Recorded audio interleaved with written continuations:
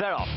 They race away. Declaration of War coming very strongly in the closing stages.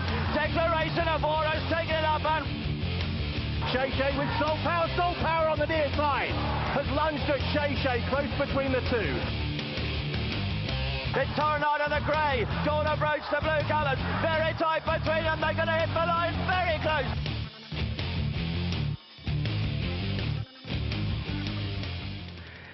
So far this week we've seen some wonderful racing at Royal Ascot.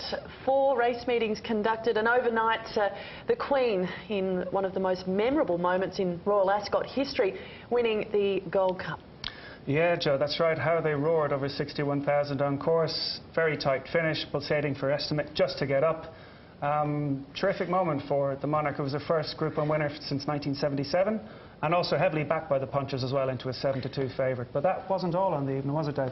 No, a very important aspect of Royal Ascot was going to be the presence of the team from Warren Place, the late Sir Henry Cecil's team. They were a little bit unlucky on the first day, but they more than made amends yesterday with Riposte winning for Tom Queally and their longest standing patron, Prince Khaled Abdullah. It was just a fairy tale result.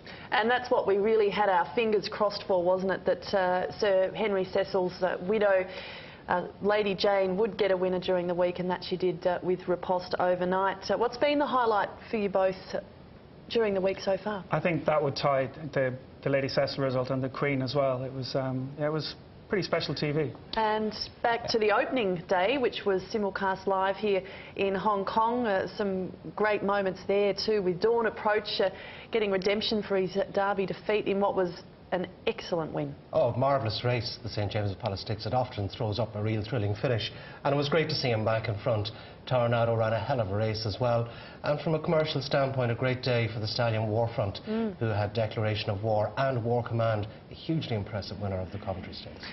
So we move on to the final day of Royal Ascot with the Group 1 Diamond Jubilee Stakes for the sprinters, the feature, and that will be simulcast at 10:45 tomorrow night. We kick off our simulcast with the Chesham Stakes at 9:30, followed by the Hardwick Stakes. You'll also see the running of the Wokingham Stakes, the Duke of Edinburgh Stakes and Queen Alexandra Stakes. So the Diamond Jubilee, the 2013 edition, probably not as strong a field as we've seen in recent years. Not quite as strong as we've seen in previous years, but I think it's a case, Joe, of all the usual suspects pitching up here again to do battle. And there's some pretty solid performers in there, Jerry. It's decent as a previous winner, a horse who might well have gone close on it last year as well. That is Society Rock, likely favourite, I would think. Had he broken on terms last year, he could have threatened Black Caviar, you never know. There is the Aussie interest in the horse there, number 16, Sea Siren, to be ridden by Ryan Moore for the first time. He's ridden her in a track gallop. She's come here in better form. She was second last start in Queensland, has travelled apparently in good shape, and you always have to respect the Australians at Royal Ascot. She'll race in the Coolmore colours. She was recently sold as a broodmare prospect to the global breeding conglomerate, and as you've highlighted, she'll be ridden for the first time by Ryan Moore in the Diamond Jubilee Stakes, and therein lies the key, I think, to her chances, or at least bolstering them. We're going to have a look back at her performance during the spring of last year down the straight at Flemington in the Patnack Farm Classic, in which she was the runner-up, this over 1,200 metres. She was very handy here in the run. That's her in the sort of purplish colours, and Mental in the Sheikh Mohammed colours will just get over the top for in the last 100 metres or so. No harm in that. Mental is a top-class sprinter in his own right. Prior to this, Sea Siren had beaten Mental in the Manikato Stakes at Moonee Valley, so the form is solid. You can ignore her run in Hong Kong when she was wide. She missed the break as well. Put a pen through that. But judge her more on her most recent run in Brisbane, and she's travelled there in good shape. However, I think you won't be getting much of a price in Hong Kong. They know that the Aussies are good. The Ryan Moore factor as well, I think she could be quite tight, and tighter than she might be in England. Sea Siren is a 5-year-old mare by Fastnet Rock. She's won 6 from 15 so far. If she can win the Diamond Jubilee Stakes, her breeding value will go through the roof. Yeah, very happy with her. She's done particularly well, and you know, couldn't have asked for any more, really. Ryan Moore jumped on her back this morning. What did he make of the gallop? Well, he said that he couldn't derive a great deal from it. She was, you know, far superior to a galloping mate. But look, she was just there to stride up the gallop there and have a nice day out and have a bit of a blow, which she did. And you know, she's obviously very fit now, and just get her feeling good about herself. And what about the plan now between now and race day come Saturday? What will you do with her? Oh, very little, mate. She's ready to rock and roll now. I took her blood on her this morning and sort of said everything was in order, and just want to make sure she's feeling good, and she's got a trip up here in a float and a bit of a day at the races and blow out a few cobwebs. She seems to have settled in really well here, and she looks in fantastic order too, great condition. Well, that was one of the reasons we were keen to bring her, because she's a very resilient, tough filly. You know, and it's proved that way. We've just got to hope, you know, that she's on her game on the day and brings her A game. Sea Siren in super order since arriving in the UK. She looked really good in those pictures. Yeah, looks pretty good. Backable, I would have her in the QQPs for sure. Can she continue Australia's run in this race? Australian trained gallopers have won it 3 times. The likes of Schwarzschild, Star Spangled Banner and Black Caviar last year. She's no Black Caviar though. No, certainly not, and there not many will be ever or have been in the past. But it's not just about her. I think that the race favourite will probably be Society Rock, who I think is a valid chance, of very much a course and distance specialist. And we see him here winning on his return to action when he was giving away a £5 penalty. And impressive performance. This Fallon is on him here on the near side, and there's horses here that chase him home that he will meet again on Saturday, David. It's a good race, this. He had a Group 1 penalty for this, and it was a good performance on his seasonal bow. He hasn't been the easiest to train, but there's some decent horses in behind him here, and I think it's a very, very good key form race for this particular race. Gordon, Lord Byron, Lethal Force and others in there who'll all reoppose today. That was a pretty solid run from Society Rock. He was, as Jerry said, a bit slowly away in this particular event last year, but he's very useful, Society Rock. Whether he can quite back up that York win remains to be seen. He's been there before. He's the 2011 Jubilee winner, Society Rock. His trainer, James Fanshawe. He's got a pretty good record in the race so far. He was second in 2010. He won it in 2011. And last year, he rather fluffed his lines at the start when he was 5th behind Black Caviar. I think it's probably because he had too much press coverage going into the race. That was His last start was a good win? Yeah, he won nicely at York, where he didn't win very far, but he had a £5 penalty for his Group 1 win last year, and you know, he's first time out. He's tended to need his first race, and it was really encouraging that he won so well. You know, he really only won ahead, but the fact that he won first time is encouraging. He seems to have clicked really nice with Kieran Fallon as well. Yeah, Kieran gets on with him really well, and you know, he's got a really good record on the horse, and hopefully he's looking forward to next Saturday. Oh, he's very experienced in this race, isn't he, Society Rock? What about some of the also-rans behind him in that race we saw the replay of? In particular, Gordon Lord Byron, a horse our Hong Kong viewers would be familiar with. He was here for the International Sprint last year. Big fan of the horse, Gordon Lord Byron. Trained in Tipperary, quite cheaply bought. He was a Group 1 winner at Paris last back end. Came to Hong Kong, was just touched off for 3rd in the Hong Kong mile. Bit unlucky there, lost it on his stewards. This season he ran in Dubai, didn't seem to handle the surface there. Excuse me. But the 3rd, with the run he needed it there last time at York, I think he will come on from that, and at level weights, chance. Oh, he's a big player. He's very, very tough and very hardy, Gordon Lord Byron. He's another advert really for the only polytrack racecourse in Ireland, Dundalk, where we see so many of the form lines from Dundalk pitching up even in Hong Kong. And he won a conditions race there, Gordon Lord Byron.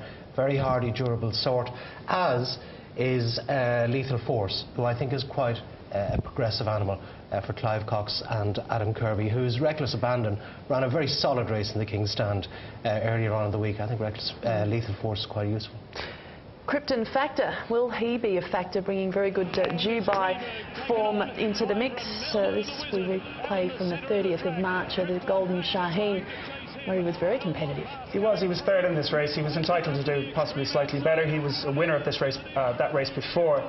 In this race, the Diamond Jubilee last year, he finished 6th, not beaten far behind Black Caviar. However, I don't think he's in quite the same form, and he's always shown his best on the Tapita at Neydan. I'd be rather more inclined to look at another horse trained in Ireland. They've had a terrific week, the Irish, this week so far. 7 winners to date, which is very impressive. Slade Power from the stable that won the Kingstown the other day. Eddie Leinenjard, same colours. That horse is a progressive sprinter. I think he could make his presence felt also. They've always thought that he might be a Group 1 type in the making. Yeah, and he ran really well at the Curragh on his seasonal debut when third.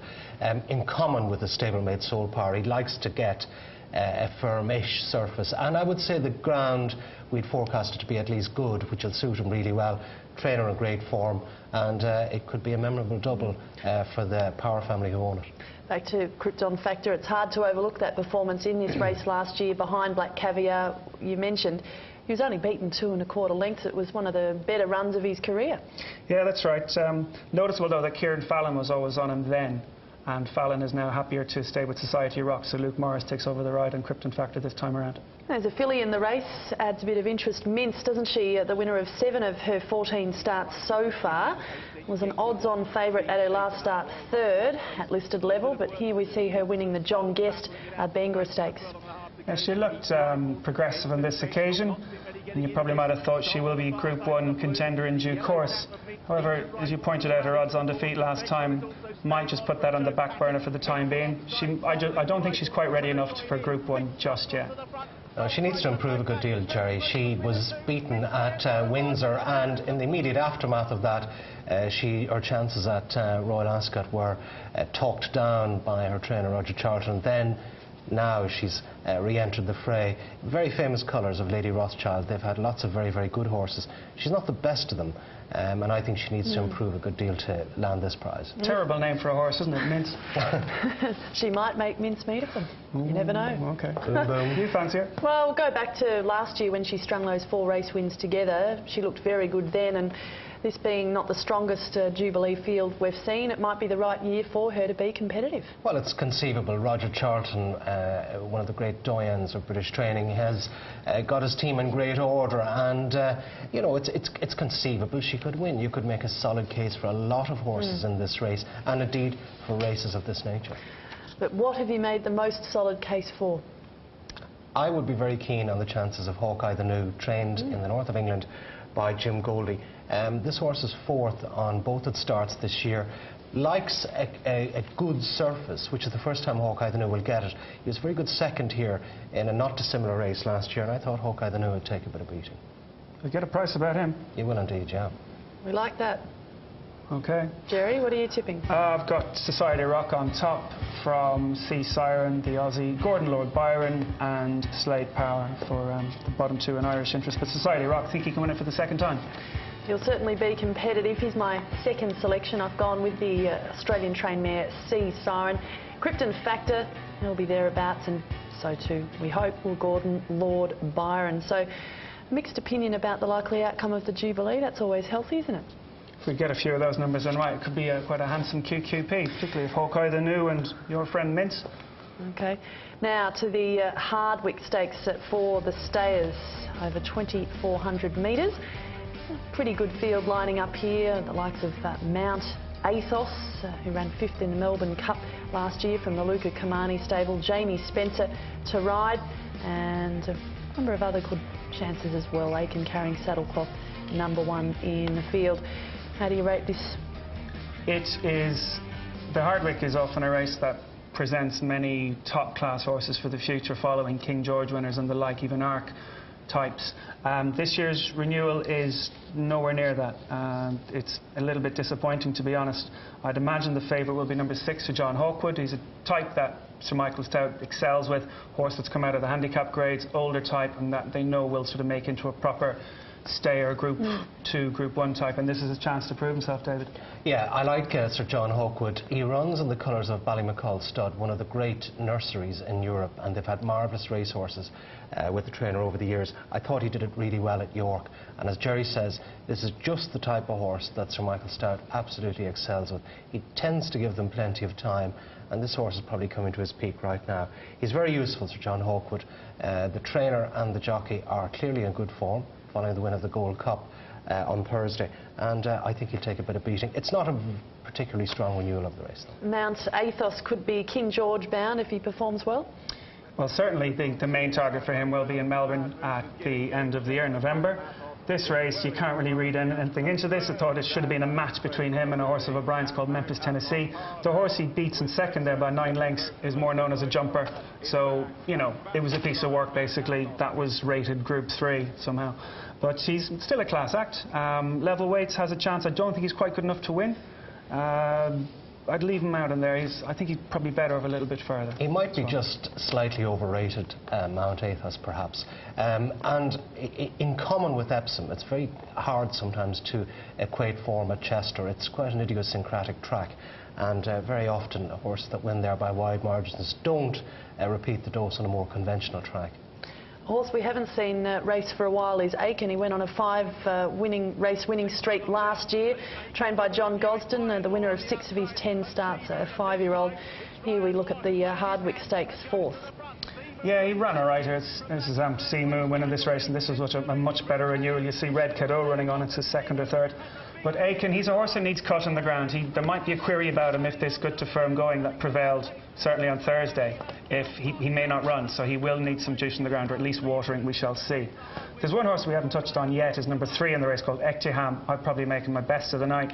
He's got very good form, 2nd in the Dante last year. Last time out he won a listed race by 6 lengths from a horse in this race. It's called Thomas Chippendale, who, you know, he'll be thereabouts in the betting.